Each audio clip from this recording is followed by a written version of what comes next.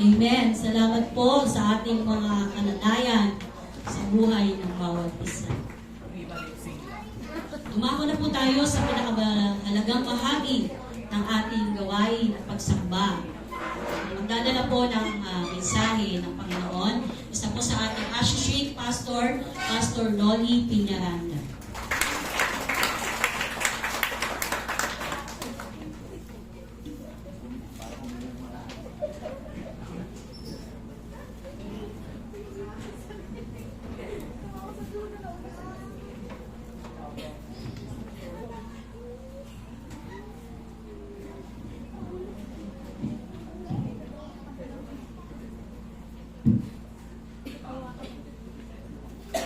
In Matthew chapter 1, verse 23, ito kaya ating pinaka-paper. Pakibukas po ninyo ang inyong Bible.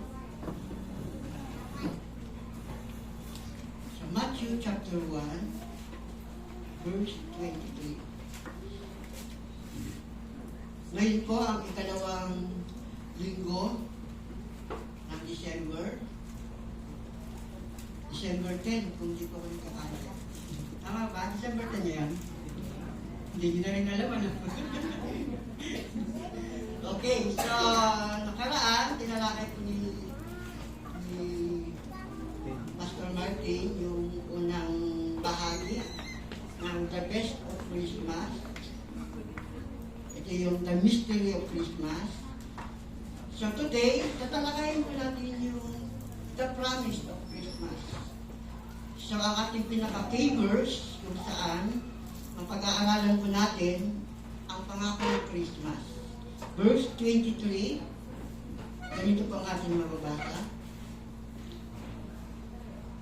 Maglilihi ang isang dalaga at manganganak ng isang lalaki at tatawagin itong Emmanuel, ang kahulugay, kasama natin ang Diyos. Samahan po ninyo ko sa aking panalangin.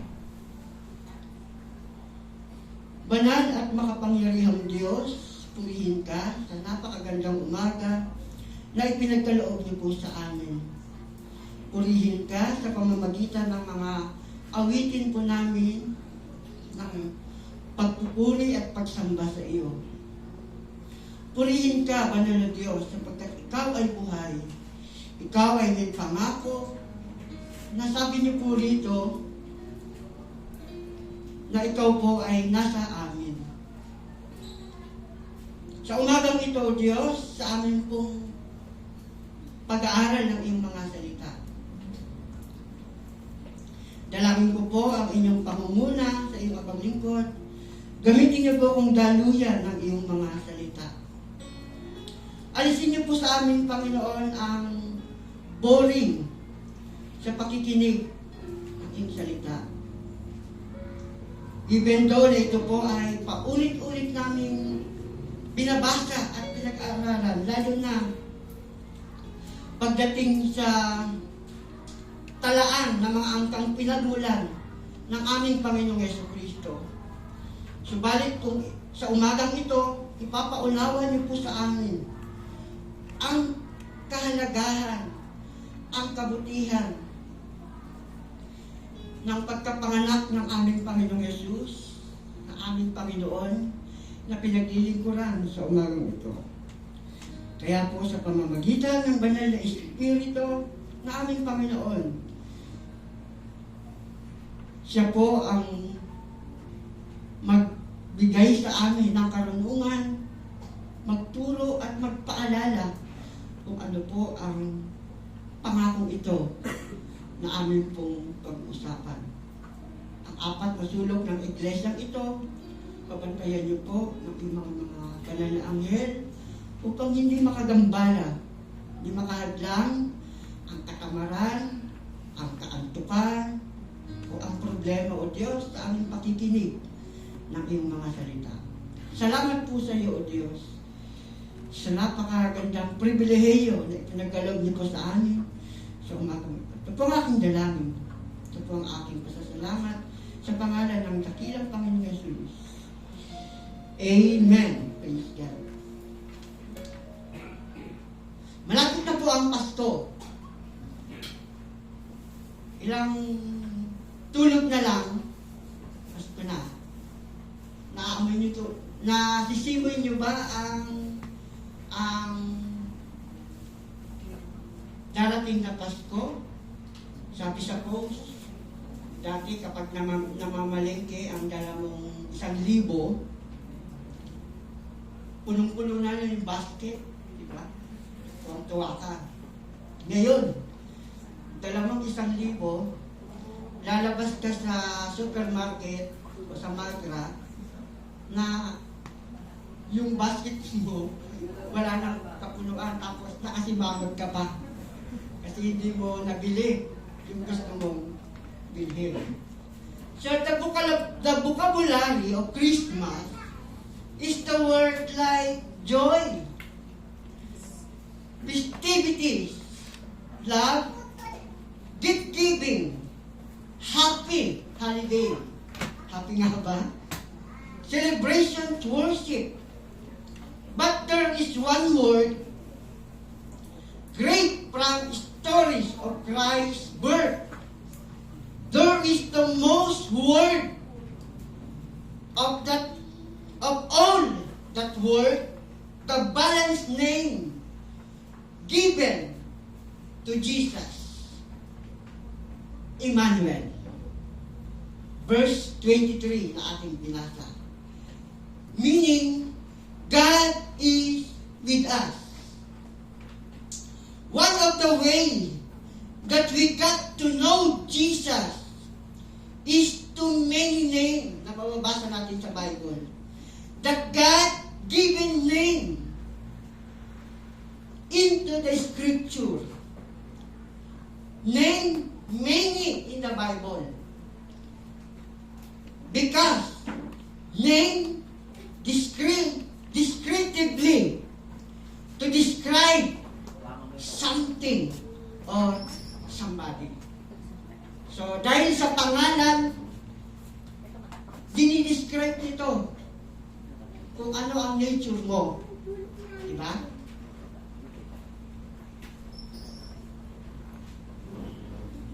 That's why use nickname today. Sa Sa pag-fill up lang ng mga application form, di ba? Apply sa trabaho o sa government. Nakalagay po yung word na nickname. Napaka-importante na yan. Because somebody that is described in nature. Diba? Example, Ben. Pangalan binigay ng nanay kanyang anak na lalaki ay Ben. Tapos may alias na Ben Tanglo. Okay? And then, Bartolome. Ewan ko, tama ba itong Bartolome? Alias Panggay. Diba? Enoch, para sa mahirap. Nakakabit yung nickname kung anong pagkatao na tinutukoy sa taong yun. Diba? Satanas. Bright Morning Star. Napakagandang pangalan. Diba? Bright Morning Star. Subalit natagpuan sa kanya ang iniquity. Di po ba? Ito yung tinatawag na pride, insecurity. Bakit si Jesus lang ang laging inaawitan at sinasamba? Samantalang ako ang namumuna sa napakaraming angel para siya ay paglikuran. Nakita sa puso ni Satanas ang pride. So, pinagpapangalan ko ngayon sa mga magulang sa kanyang anak na Satanas. Wala, di ba? Bakit? Napakagandang pangalan. Kung tutuusin, Bright Morning Star. Pero anong nature ang ipinakita ni Satanas? Pinangit niya. Diba? Kaya, mula sa langit, ibinagsak siya. Kaya, Satanas ang tawag sa kanya. The devil. So, Jesus gives a number of names to understand Him better.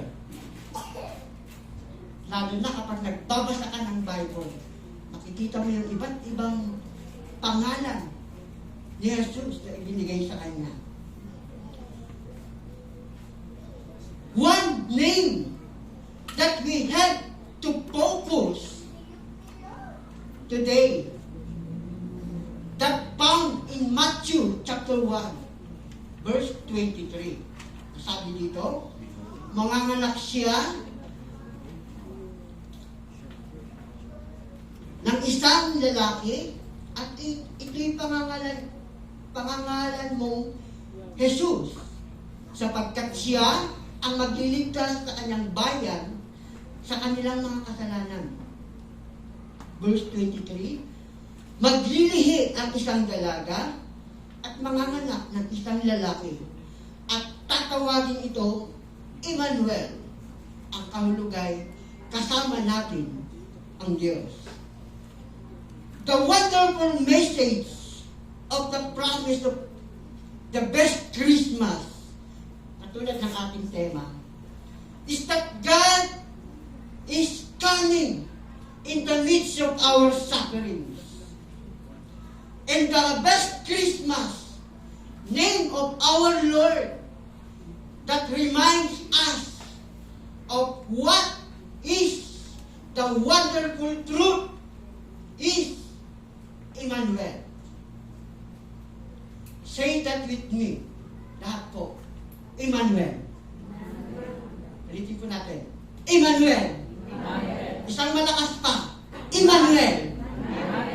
Now, if you closely in the Bible, you will see that this is Christ. Ang siyang tinutukoy po rito, di ba? Verse 21 hanggang 22, sabi dito sa 21. Manganganak siya ng isang lalaki at ito'y pangangalan ng Jesus sapagkat siya ang magliligtas sa kanyang bayan sa kanilang mga kasalanan. Nangyari ang lahat ng ito upang matupad ang sinasabi ng Panginoon sa pamamagitan ng mga propeta. So Christ from the Greek word Christos, meaning anointed one. It is the Greek translation from the Hebrew words, no? Messiah. Ang ibig sabihin. So, pag sinabing Jesus, kanyang name, the Greek equivalent of Joshua. Diba? Nakalagay po doon. Meaning, Yahweh is salvation or Yahweh saves.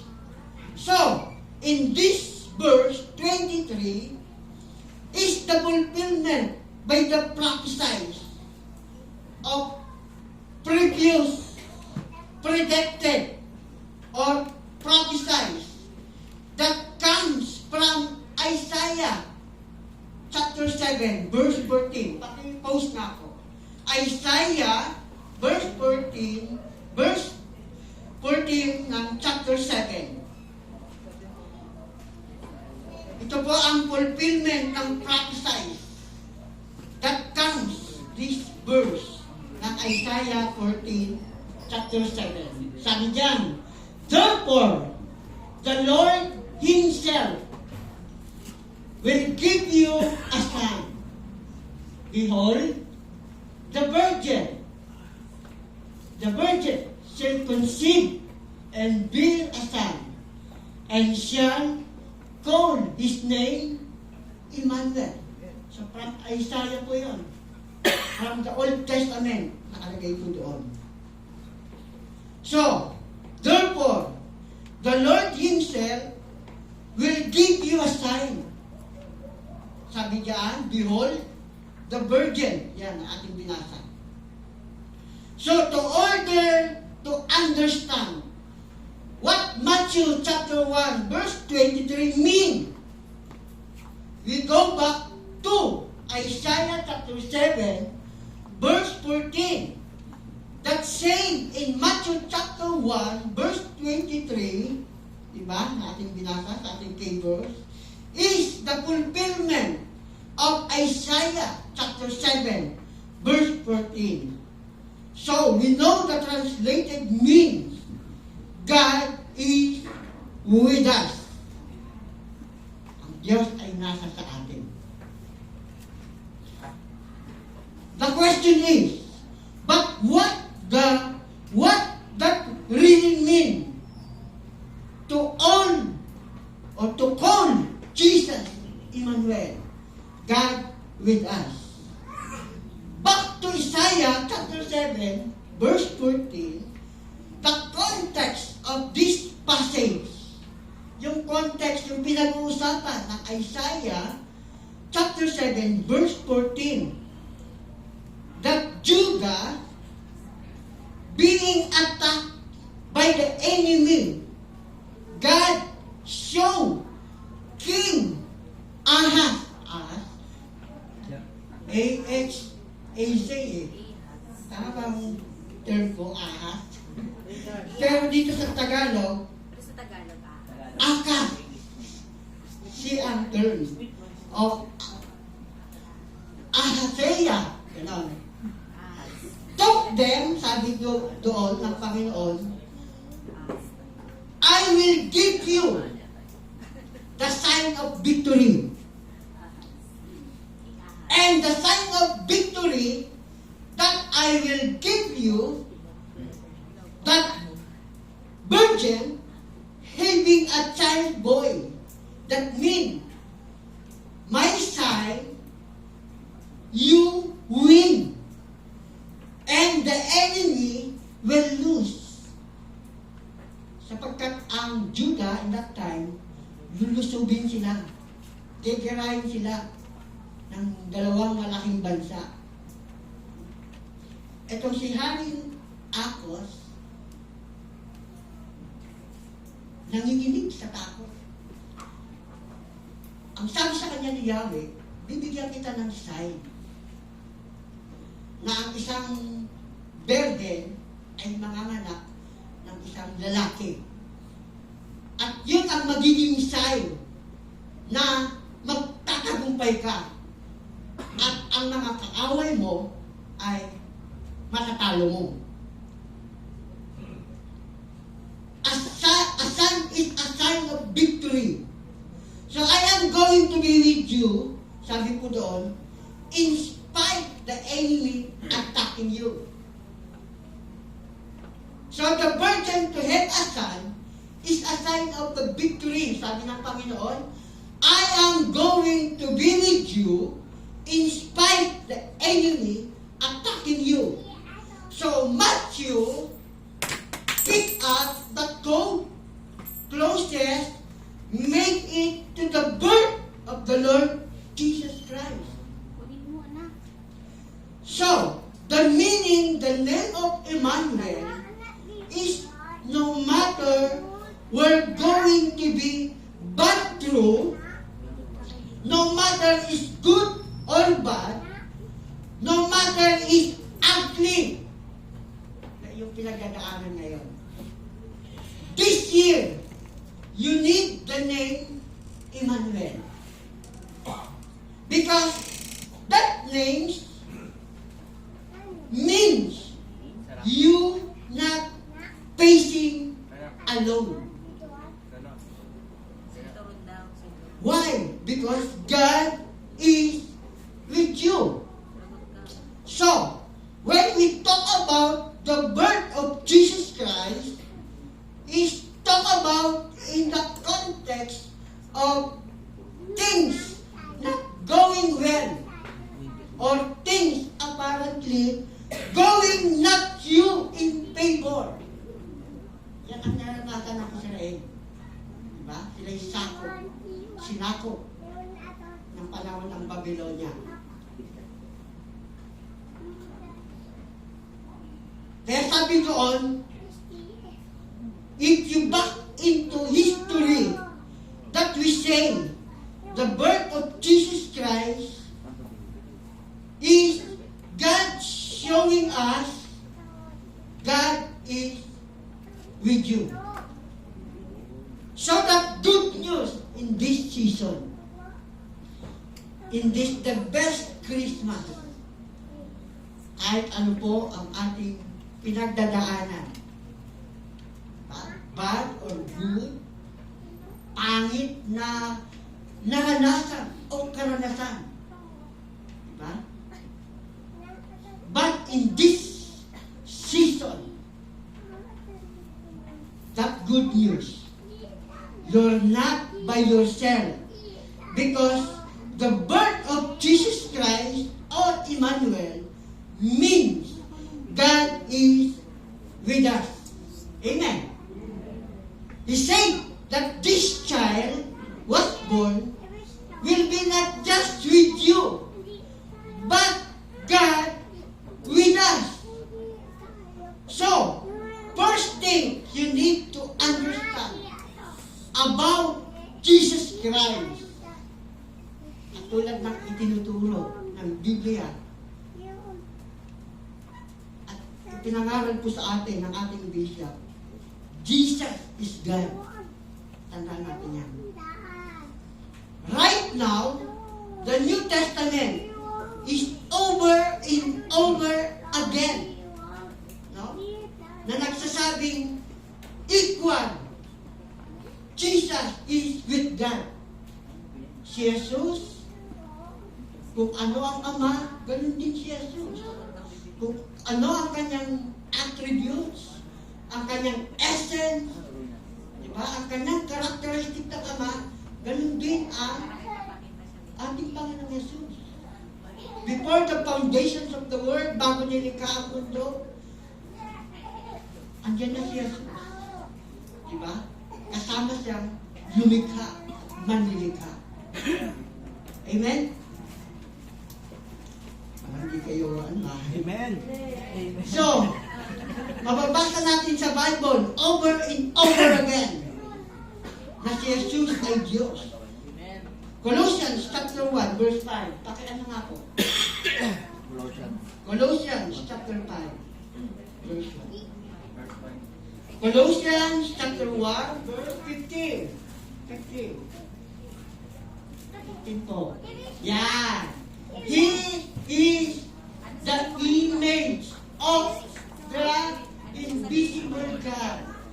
The firstborn over all creation. Sino itong inahin? Jesus Christ. Siya yung larawan ng Diyos. Nung siya'y magkatawang tao. Ang ating Panginoon Jesus. So therefore, Jesus is God. Hebrew chapter 1 verse 3. Hebrew chapter 1 verse 3. Yeah. Who being the brightness of His glory and the express image of His person, and upholding all things by the word of His power, when He had by Himself for our sin, sat down at the right hand of the Majesty on high. Sabi sa John chapter 1 verse 1, di ba? Naroon ang salita, sabi doon, kasama natin ang salita, masaya po sa Tagalog. John chapter 1 verse 1. Sa pasimula pa'y naroon na ang salita, kasama ng Diyos ang salita, at ang salita ay ano? Diyos. And then, verse 14. Tukoy na salita po diyan. Sino po? Naging tao ang salita, sabi po diyan. Diba? At siya'y nanirahan sa piling natin. Nakita namin ang kanyang kapangyarihan at kadakilaan, puspos ng pag-ibig at katapatan. Tinanggap niya mula sa Ama ang kapangyarihan at kadakilaan ito bilang buktong na anak. Tingnan natin, mas para tayo maliwanagan, no? At maintindihan natin. Yung conversation ni Felipe at ng ating Panginoong Yesus. Diba? In John chapter 14, verse 8 to 9. Diba? Sabi ni Felipe, Panginoon, pakita niyo po sa amin ang Ama at masisiyahan po kami. Diba? Itong si Felipe, ano ang kanyang nickname? The word Felipe, ang kanyang pangalan. Siya po ay mapag-alinlangan. Diba? To see is to believe. So, sabi diyan, sa verse na yan, ni Felipe, gusto niyang, sinabi niya sa Panginoong Yesus, na ipakita mo sa amin ang Ama. Diba? Sabi dito sa talatang ito, verse 14, chapter 14, nandiyan. At ganito ang ating mababasa. Verse 8, sinabi sa kanya ni Felipe, Panginoon, pakita ko ninyo sa amin ang Ama at masasiyahan na kami. Sumagot si Jesus, matagal na ninyo akong kasama, Felipe. Diya't at hindi mo pa ako nakikilala. Ang nakakita sa akin ay nakakita na sa Ama. Bakit mo sinasabing ipakita mo sa akin, sa amin, ang Ama? Hindi ka ba naniniwalang ako'y suma sa Ama at ang Ama'y suma sa akin? Ang mga salitang sinasabi ko ay hindi ko sinabi sa ganang akin lang, sa ganang aking sarili. Ang Amang suma sa akin ang gumaganap ng kanyang mga gawain. Maniwala kayo sa akin. Ako'y suma sa Ama at ang Ama'y suma sa akin. Kung ayaw ninyong maniwala sa sinasabi ko, maniwala kayo dahil sa mga gawang ito. So, when talk about, makikita po natin dito, he made declaration to be equal with God. Sinabi niya kay Felipe. So, when we talk about Jesus, we're talking about God.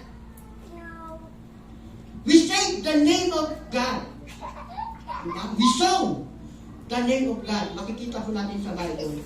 In the Old Testament, and we saw the declarations about Jesus in the New Testament. Makikita po natin ang mga pangalan ng Diyos sa Old Testament.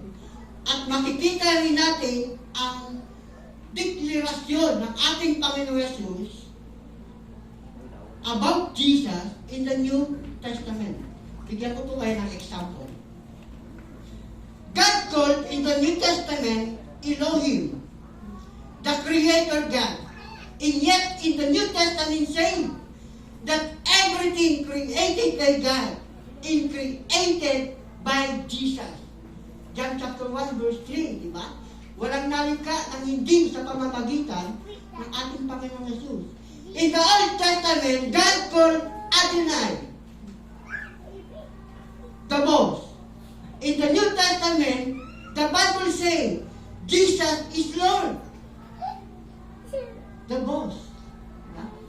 In the Old Testament, God called Jehovah, I am what I am.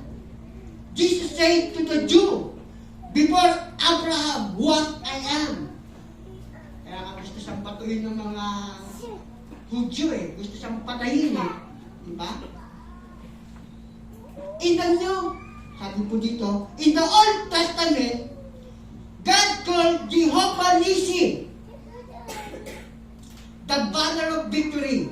In the New Testament, Jesus said, I am overcome the world. In the Old Testament, God called Jehovah Roha, the Lord is my shepherd. In the New Testament, Jesus said, I am the good shepherd, and the sheep hear my voice. In the Old Testament, God called Jehovah Sabbath, is the Lord of hosts. In the New Testament, Jesus said, I am called the legion of angels. In the Old Testament, God called El Elyon Adonai, the Lord who is high and mighty. In the New Testament, Jesus said, I am in the right hand of the Father, way up high. In the Old Testament, God is called El Shaddai. In Revelation chapter 1, verse 8, Jesus Christ is Lord Almighty. So, if you confuse about the name of God, you've got to doing it is to remember about the name Emmanuel. Because He is not only with us, He is God with us. Amen mo ba?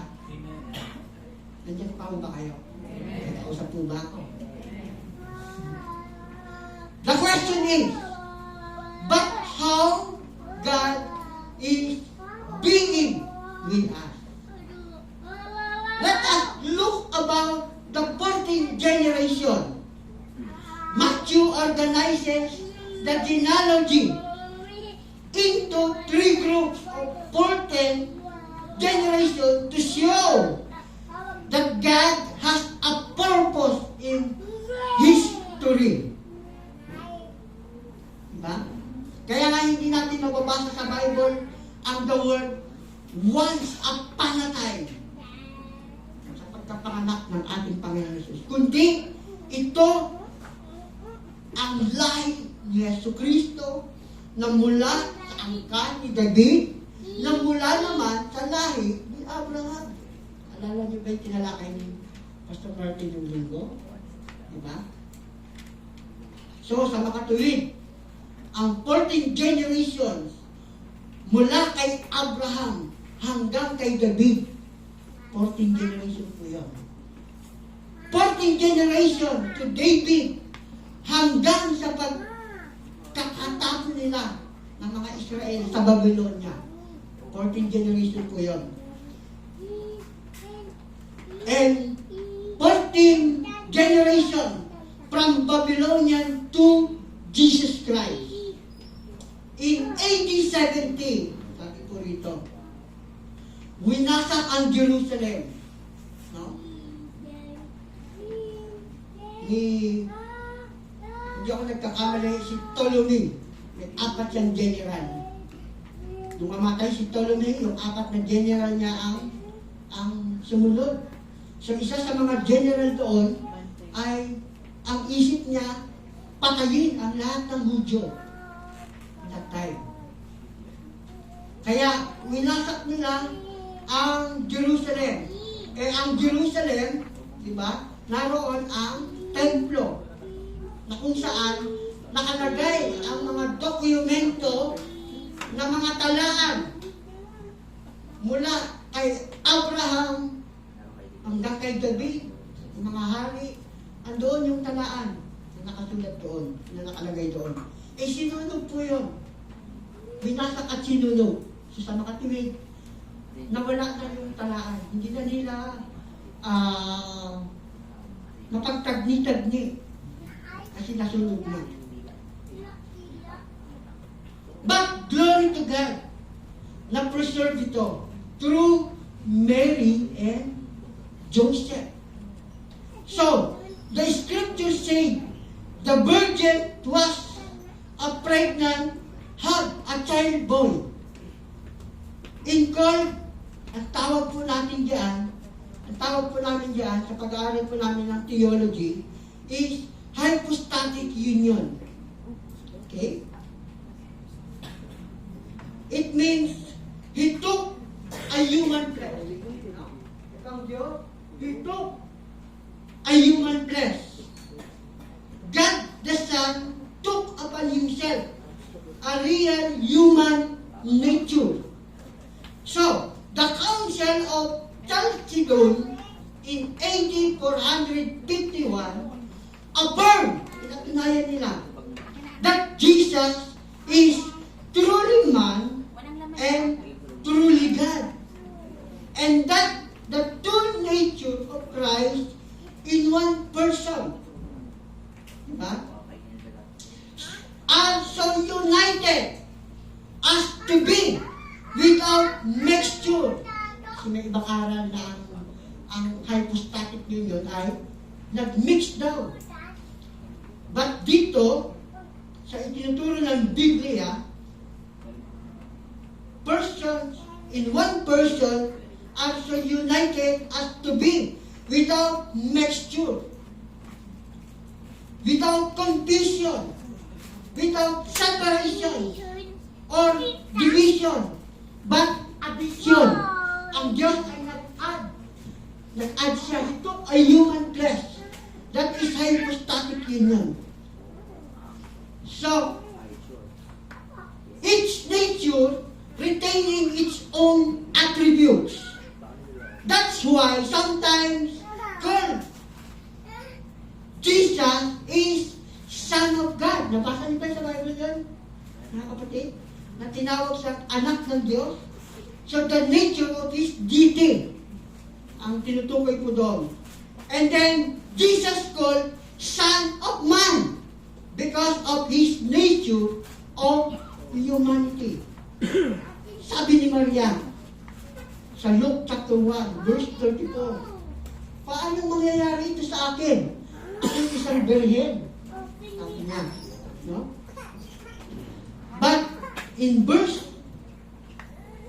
25, makikita natin yan. Luke chapter 1. Pakibukas po ninyo. Pakilagay nga po dyan. Luke chapter 1, verse 35. Sabi ni Maria, paano mangyayari yun? Ako'y birhen. Maglili ako na wala ko sawa. And the angel answered, ito ang sabi ng angel. Sa verse 34 yun, nagtanong si Maria. And verse 35, sinagot siya ng angel.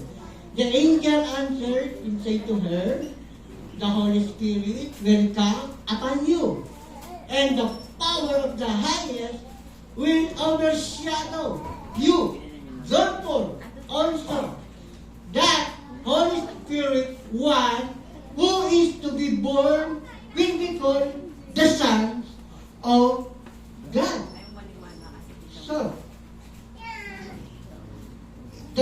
doctrine of the virgin birth of Jesus holds that Jesus' birth was the result of miraculous conception.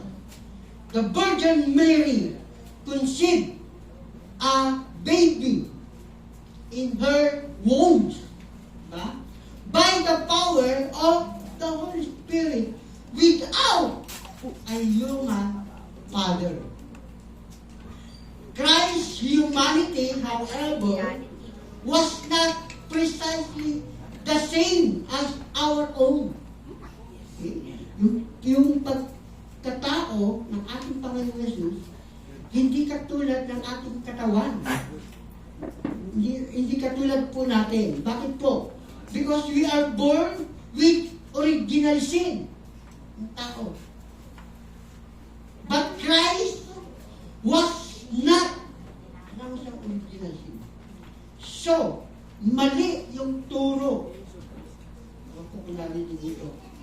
Na from Excel, sabi po dito, ni Mary, and the sperm cell ng Holy Spirit, sabi doon, that is sperm cell of GT, coming together to produce a two nature in one person on mixed forever.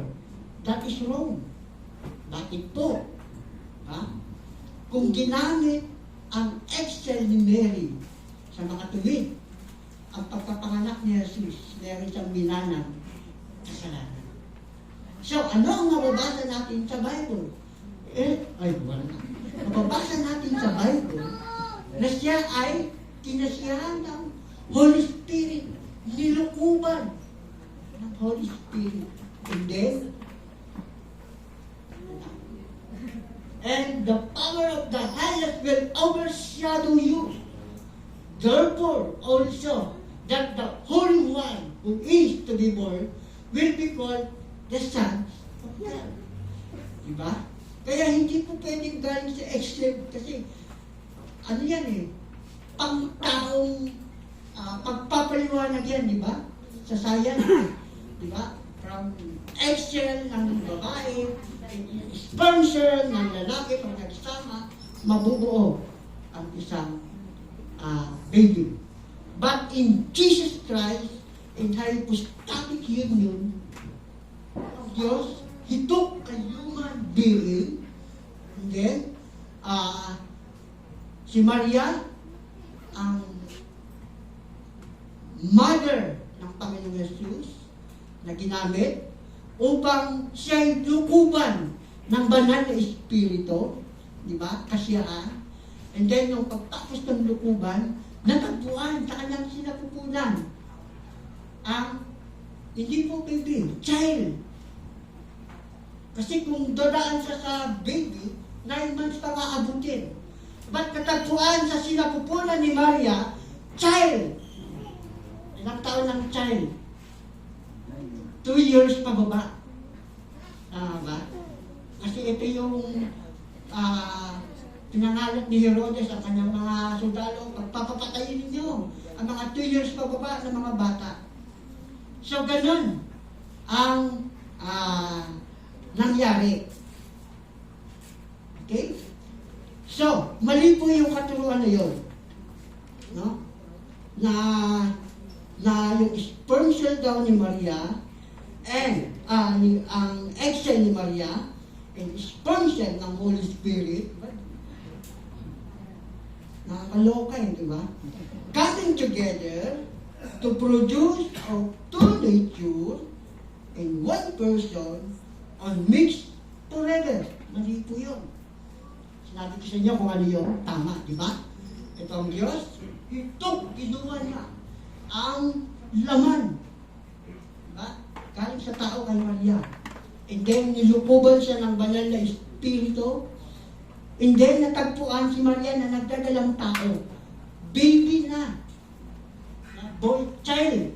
2 years pababa na. Okay? So, in Philippians, para hindi natin maintindihan ito. Philippians chapter 2, buksan po ninyo. Philippians chapter 2, hindi ko na na-monitor yung oras ko. Ano oras ako nagsimula. Pero, okay na ba?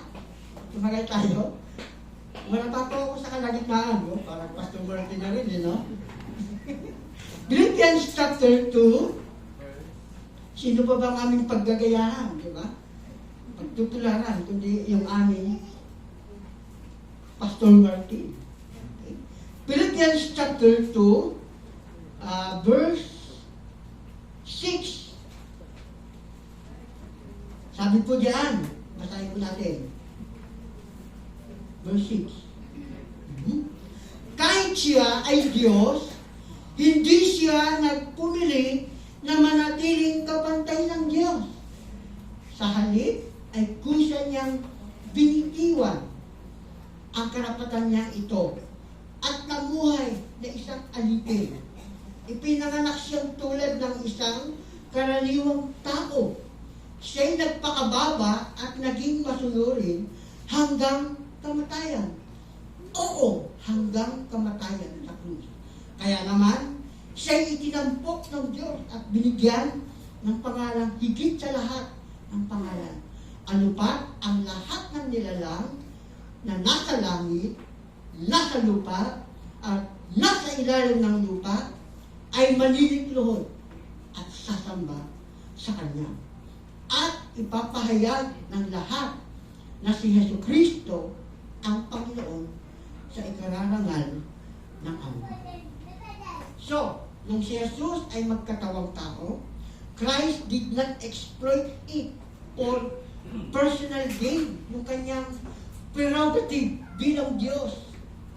No? Pag sinabing prerogative, ang Ama ay kausap niya ng harapan. Kausap niya. Siya'y, sabi dito sa talatang ito, na bagamat siya'y Diyos, hindi na natiling kapantay ng Diyos nung siya ay magpakababa. So, He does not exercise His deity, His prerogative. Pastor, paano po yun? Nung time na si Jesus ay hulihin sa Gethsemane. Diba? Sabi ni Jesus, araw-araw niyo akong nakikita sa templo na nagtuturo. Bakit hindi niyo ako hinuling? Tapos ngayon, susugurin ninyo ako, nadala-dala ninyo yung sundang, Bisaya ba yun? Dala-dala ninyo yung pamatpat. Ano ba ako, kriminal? Alam niyo ba, in that time, pwede niyang utusan ang legion of angel in that time para yung mga Romanong sundalo ay pagpapatayo. Pero yung kanyang prerogative as God, hindi po niya yun ginamit. Bakit po? Para matupad ang sinasabi ng kasulatan. Diba? Na iligtas niya ang mga makasalanan na katulad natin. Siya'y magkatawang tao, ang Diyos ay nagkatawang tao sa pamamagitan ng ating Panginoon. Heso Kristo. Amen ba? Ito, tapos ka na? So, the wonderful message of Christmas is that God is coming in our midst of our sufferings. And the Christmas name of our Lord that reminds us with what is the wonderful truth is the name Emmanuel. God is with us. Makikita po natin dito ang mga kadahilanan bakit we should embrace the truth, especially now, no? Sa ating kapanahunan po ngayon. Diba? So, anong katotohanan po yun? God is with us in our service. Mga kapatid, naririto po siya. Siya ang author ng ating pagsamba. Sa umaga. Siya ang author ng ating paglilingkod sa Panginoon. Because God is in our service. Anong paglilingkod meron tayo ngayon para sa Kanya? Ha? Sa ating pagsamba. God is with us in our prayer. Tama ba? God is with us in our Bible study. Na habang pumupunta kami doon, kasama namin ang Diyos. Hindi niya kami pinababayaan. God is with us. Na kahit pagod ang aming katawan, naglilingkod po kami sa Panginoon. Kahit busy po kayo sa inyong mga trabaho, wala kayong time na maglingkod sa pamamagitan ng paghayo ng Bible studies, sabi ni Mr. Emilio kanina, by your giving, mga kapatid, nakasama na po namin kayo sa service ng paglilingkod sa Panginoon. Kasi hindi namin kayang lakarin mula rito hanggang Kawit eh. Diba? Hindi namin kayang lakarin mula rito hanggang Quezon City. Mas lalo hindi namin kayang lakarin mula rito sa Nueva Ecija. Kaya, nakakasama po namin kayo sa paglilingkod sa Panginoon. Kapag hindi po empty ang inyong kamay sa giving. Amen ho ba? So, God is with us when we serve Him. Pangalawa, God is with us in our struggle. Hebrews chapter 13, verse 5 hanggang 6. Huwag kayong magmukhang salapi. Sabi po doon. Pasiyan na kayo kung anong meron kayo. Sapagkat ang sabi ng Diyos, hindi kita pababayaan, hindi kita iiwan. Psalms chapter 27, verse 1, nakalagay din po roon. And Isaiah chapter 41, verse 10, saan po natin to? Pakiano nga po. Isaiah 41, verse 10.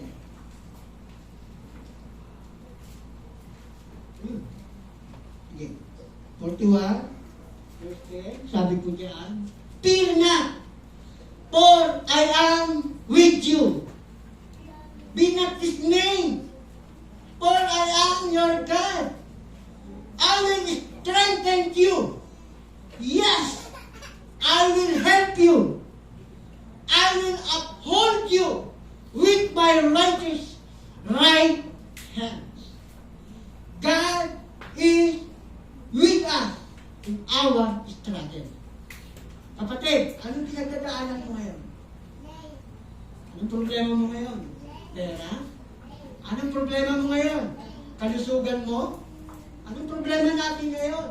Mga pangit na karanasan? Mga nangiiwan sa ere?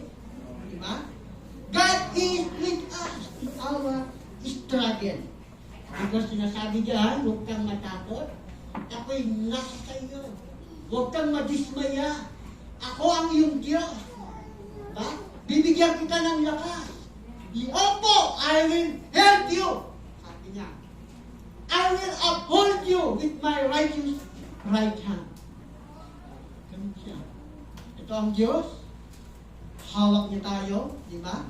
And then, ginawa kung pa tayo ng binigay tayo sa ating Panginoon Yesus. Hawak tayo ng Panginoon Yesus. And then, tinatakam pa yan bilang tanda ng banal na Espiritu na tayo hawak ng Diyos. Because God is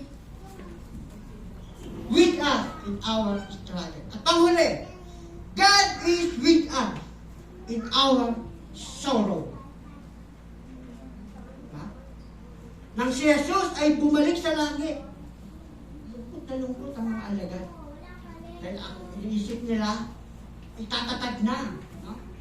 ang bansang Israel. But anong sabi ng Panginoong Jesus? Huwag kayong mamumulila. Pag-akyat ko sa langit, isusugo ko ang banal na Espiritu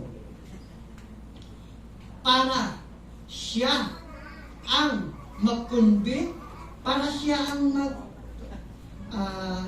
sa iyong kalungkutan, ay bigyan ka niya ng kaligayahan, no? Kasiyahan.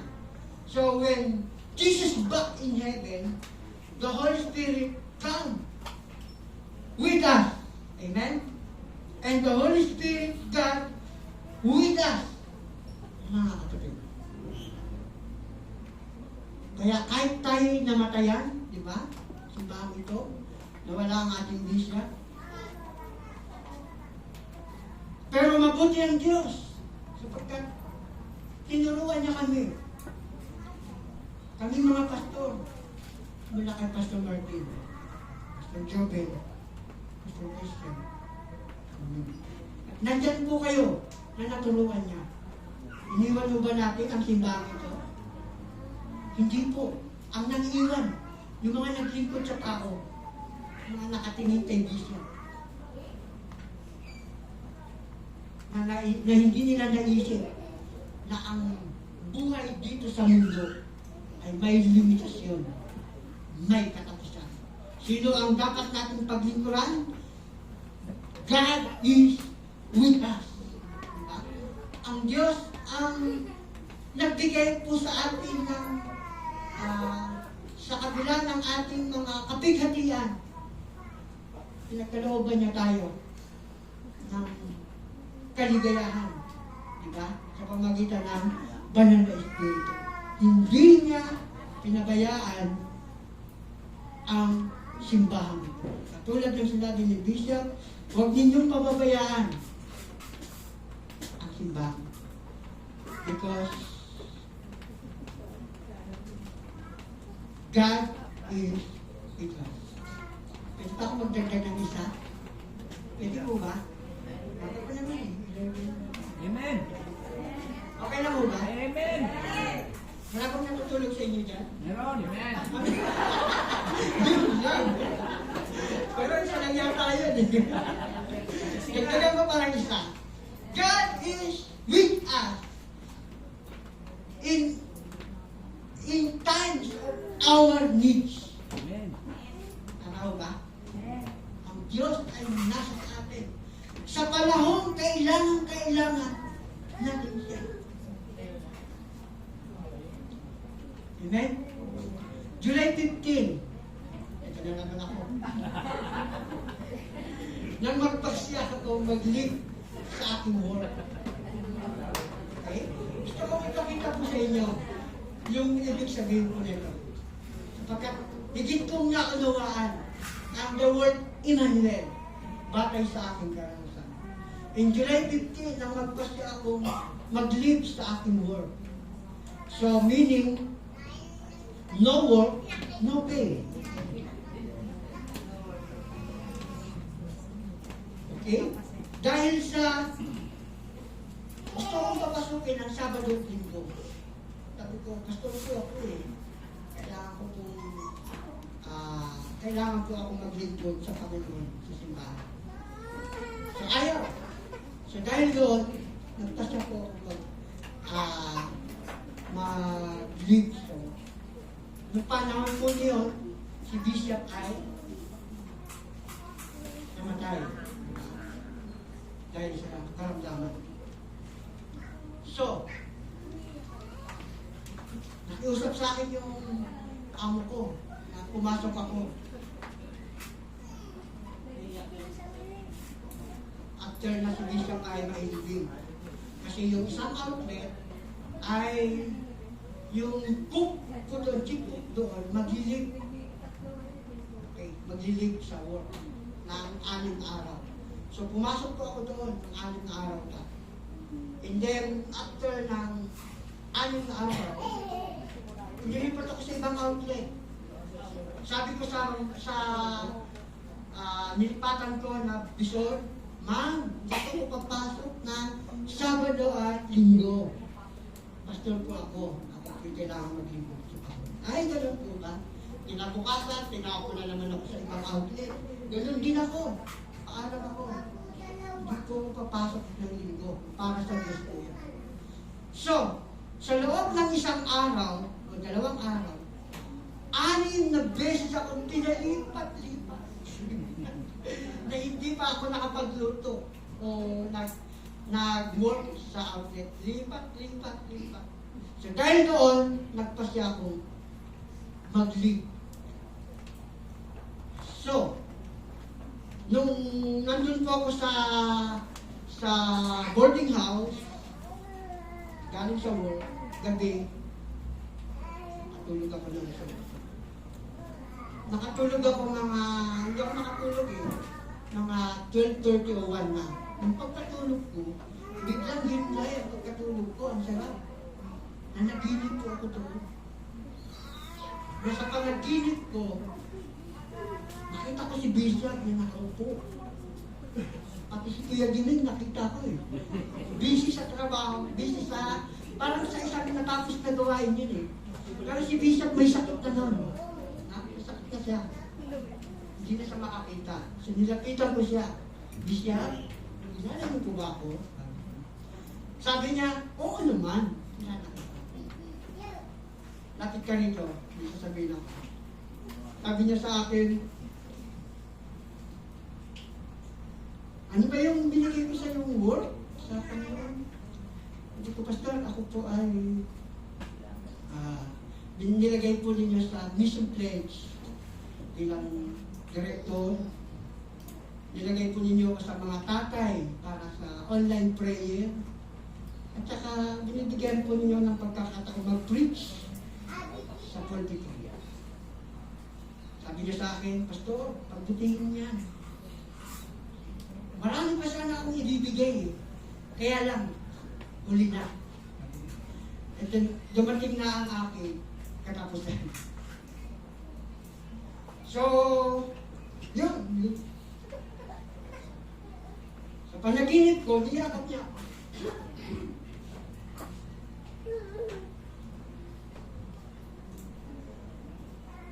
So, kaya yun ang dahilan.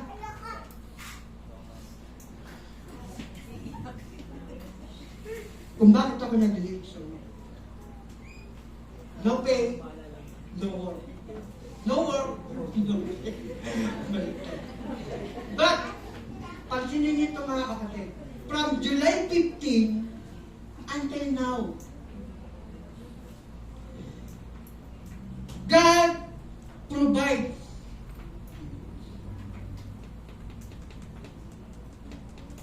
Nung time na nahuli na si panganay ko sa college, hindi na siya nakapag-enroll sa mga state university kasi hindi namin alam hindi ko yun experience na kailangan palang pag nagpatawag ng tawag ito,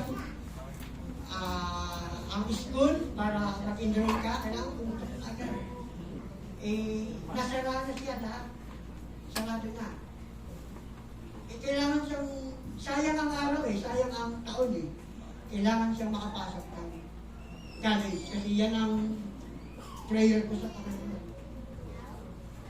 So dahil doon, in-enroll ko po siya sa private college na walang dalang pera. Sabi ko, ma'am, magkano babayaran? 500 lang. Ay, meron. So dahil doon, nakapag-enroll siya sa private college. Meron po yung tuition, mga kapatid, monthly. Magkano ang tuition niya? 3,000 plus monthly. Nag-leave ako sa trabaho. No work, no pay.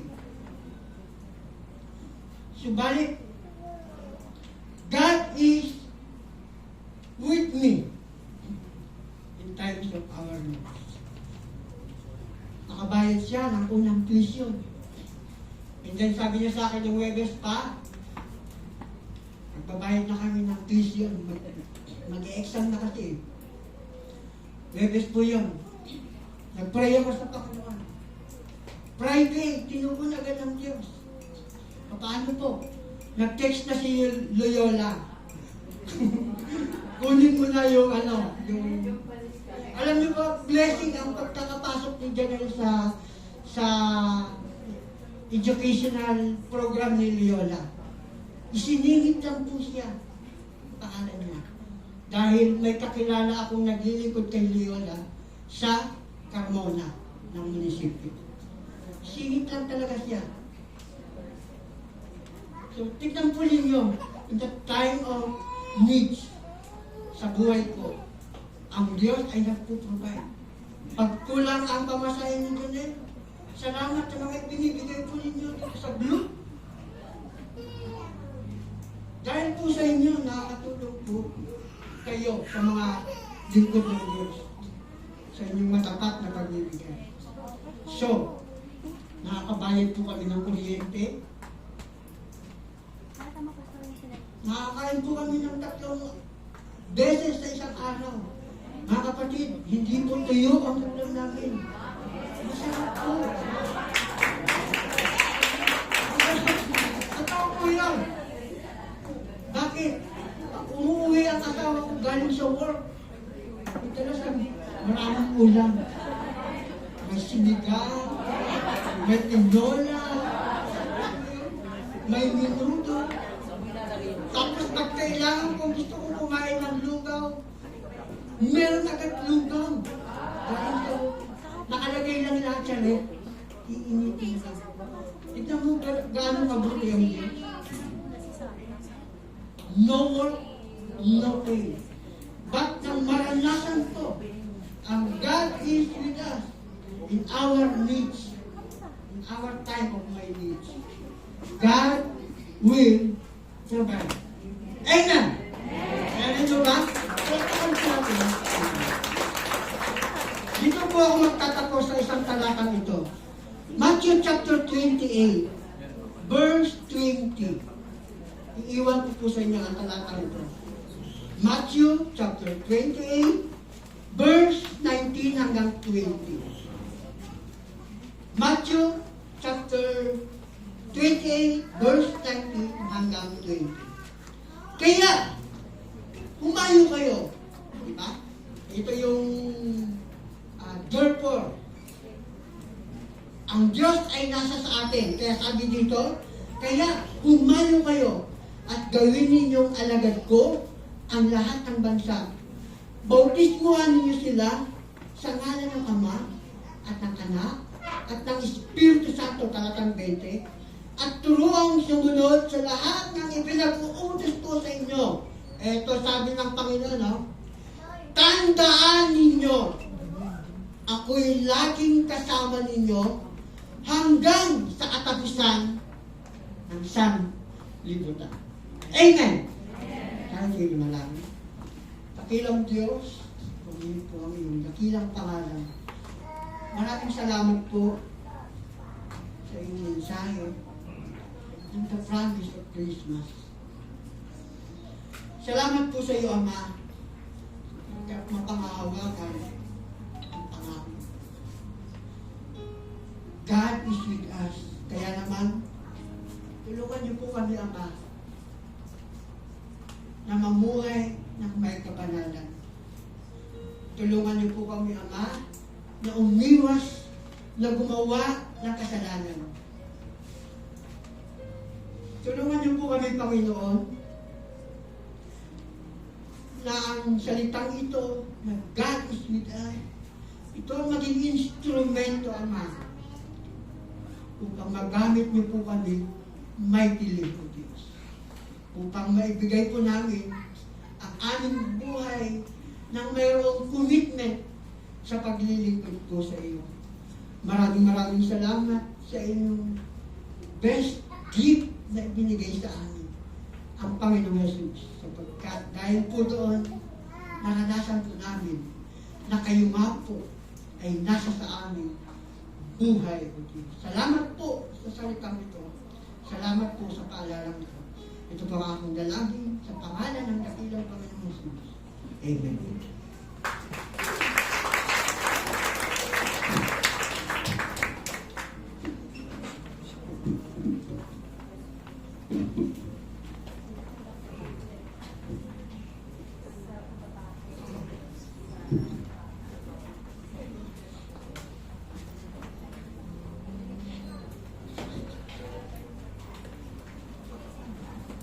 Amen.